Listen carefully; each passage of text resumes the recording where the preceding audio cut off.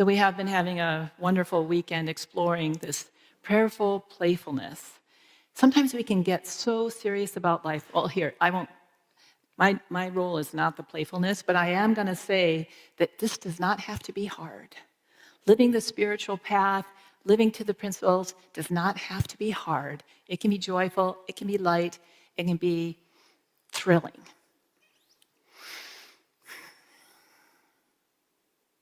We have a very powerful tool in Unity, and it's called affirmative prayer. It's based on our first two principles, and I'm sure that a lot of you know these two principles. First one, there's one presence, one power. I think we said an affirmation like that this morning. Everywhere present, all good. The second principle is that by whatever name you want to call that, we were created.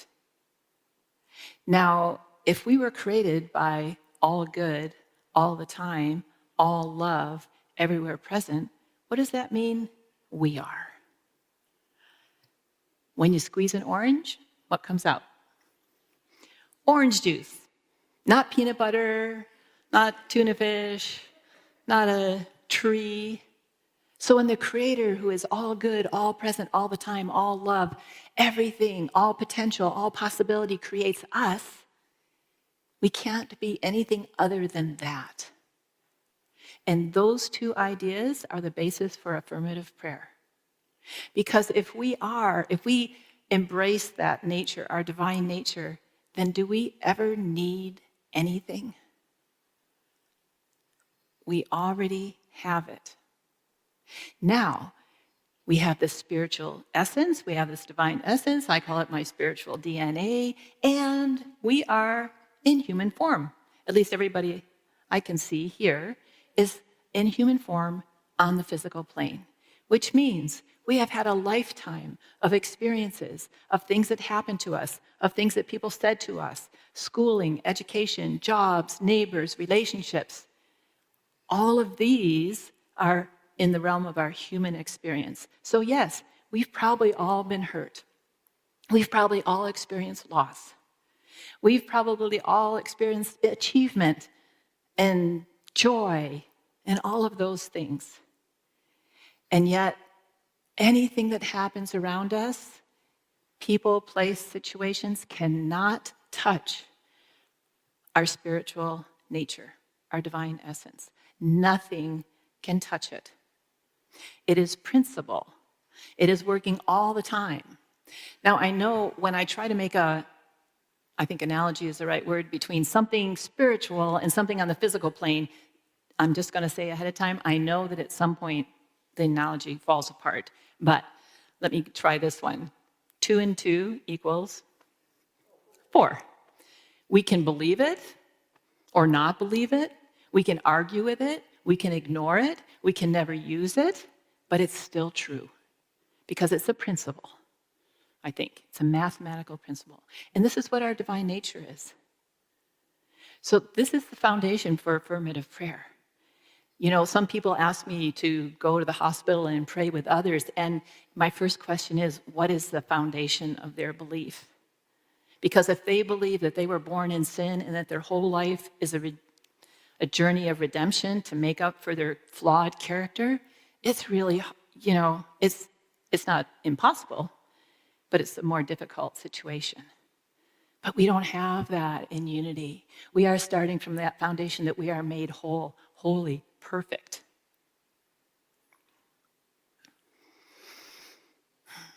And the purpose of affirmative prayer is to remember that.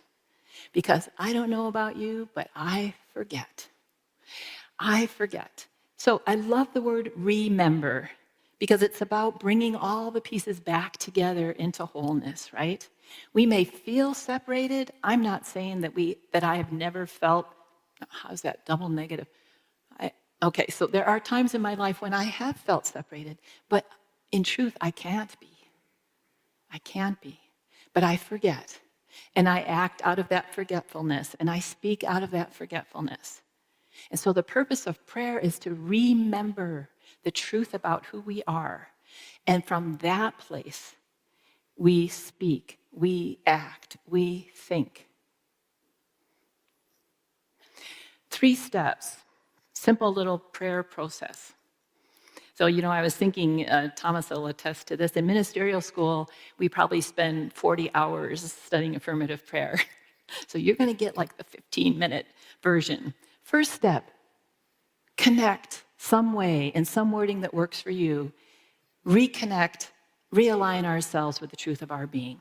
You can use whatever words you like. Second step, from that place of connection, of truth, of centeredness, that's when we make our affirmative statements. We do not speak those statements to make it come true. We speak them because they are true. And we're giving life to them. We're giving energy to them. We're making room for them to come into manifestation. Now, there are all kinds of prayers, all kinds of prayer requests. Nothing ever wrong. So, when I was younger, I lived in Africa for a year. And at one point, we went on a Land Rover from Kenya to Nigeria. When we were about halfway through in the middle of the Central African Republic, a whole bunch of mercenaries jumped out and stopped us with their machine guns. I've lived in India for many, many, many, many months. And I've taken, you've probably watched those documentaries of the bus that's really overloaded, that's teetering on the road, that's crumbling under it. And there's a 1,000-foot drop, in the Himalayas, right? I've been on those buses. And you know what my prayer was? God, please get me out of here. I don't want to die. Or if I'm going to die, just make it fast. Like, that's my prayer. If I'm going to die, just make it fast. Okay, that's a human prayer. So that's okay. We all do that, probably. But just so that we remember, that's not affirmative prayer. It's not wrong, because we are human beings, and I really did not want to die in that moment, but it's not affirmative prayer. The third step, so we realign ourselves with the one power, the one presence. From that place of centeredness and spiritual realization, we speak something that we know is true, a truth statement.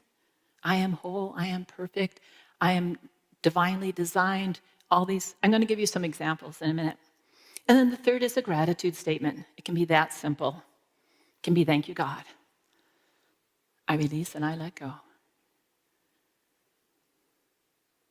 So what I thought I would do is take a couple of situations that probably we're all aware of and give you a demonstration of what an affirmative prayer would look like. Is that okay? So, world peace. Lots going on the planet. So when I was living in this one place in India, in Kerala in the south, right at dawn, just before dawn, you could hear the call to prayer from the mosque. And then about an hour later, you'd hear the Hindu temple bells starting to ring as people went to the temple and did their morning prayers and rang the bell. A little bit later in the afternoon, you would hear the church bells ring. We visited the oldest Jewish cemetery in the southeast. There is peace on this planet. I know that you may not think that if you listen to the news, but I'm telling you, there are billions of people who are living together peacefully. Different cultures, different religions. Okay, but we don't hear that. Sometimes we can be concerned about some of the things that are happening on the planet. So here's a demonstration. Would you join me, please, in prayer? So first, we just center ourselves in that one presence. We align with the truth that there is one power at work that we cannot see and fully understand. And so in that place of power and potential, I rest. And from this place, I know that peace is all around us, that there is a peaceful nature to people, that the possibility for peace is everywhere one by one, group by group, nation by nation. And so I see that light of peace and harmony and understanding shine. And I can picture perhaps there's some part of the world that you are particularly drawn to right now. Shine the light on that. Lift up the people, the governments, the situation, the circumstances. I see peace everywhere I look. I know that peace resides within each person. And so I support that being made manifest. And I give thanks for that.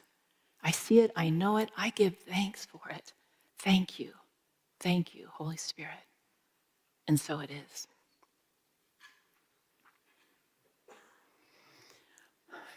The thank you part of the prayer.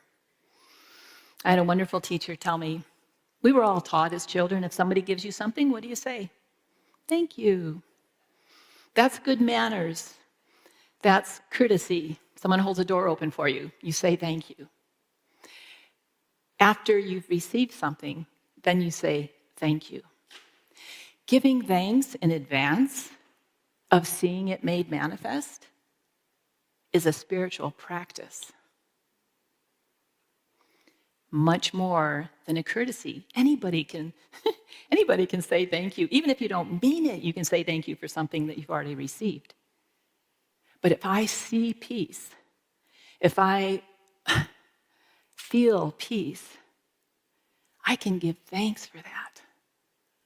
I see it already spreading in little sparks of light all over the planet of people of peace. And I give thanks for that. Another situation I thought I'd give you an example of perhaps an affirmative prayer. So does it sound very hard? I hope it doesn't sound too hard. Center yourself, can be one or two statements. Speak some truth statements. We have those beautiful affirmations on that we affirmed this morning, and give thanks in advance that this is already in process, that it is already taking place, that it is already done. That's affirmative prayer. Okay, so take a health challenge. Lots of people are experiencing health challenges or know somebody who is. So let's do this again. We'll take a deep breath, if you choose. And because we're talking about the physical body, let's just rest in that for a moment and feel the breath.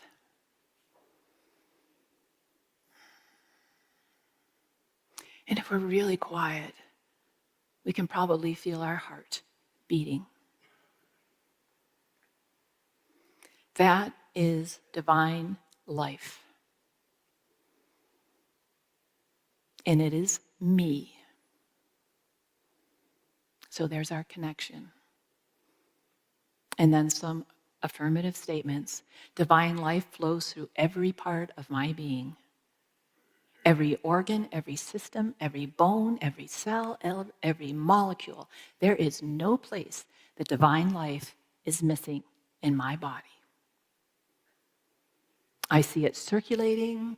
I see whatever visualization you might want to use, little beams of light or sparkling or something. Can you just feel that divine energy? We would not be here right now if that was not present in us. There is no life outside of divine life because we are one. And so perhaps we're going through a procedure or there's, something that we'll be doing perhaps at the hospital. I give thanks. Oh my goodness, I give thanks for our medical system, for all the opportunities I have of healing modalities. I give thanks if I have to go in perhaps for surgery, for the technicians, for the staff, for all the healthcare professionals, for the people who clean my room. for the people that are taking care of that building so that I can be there. I give thanks for all of that. I give thanks for the skill of the surgeon's hands, for his or her training and dedication and commitment to their craft, which is not an easy one. I give thanks that they took the time and had the drive and the passion to be that. I give thanks in advance for the healing that is already taking place in my body, because nothing can stop divine life.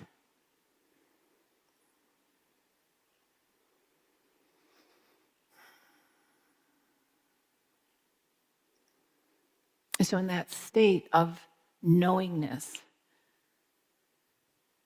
of remembering the holiness and the wholeness of me, I give thanks.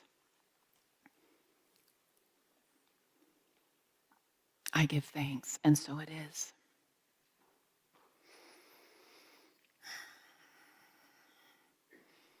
I'm hoping that you all feel like maybe you have a little bit more of a tool in your pocket for how you can meet and respond to the situations that we are all exposed to.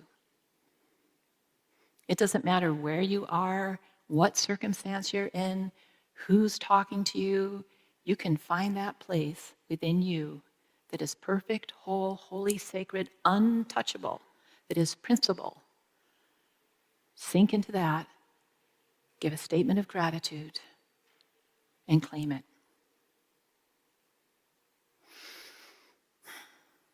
I think that's all I have to say about prayer. Yes, thank you.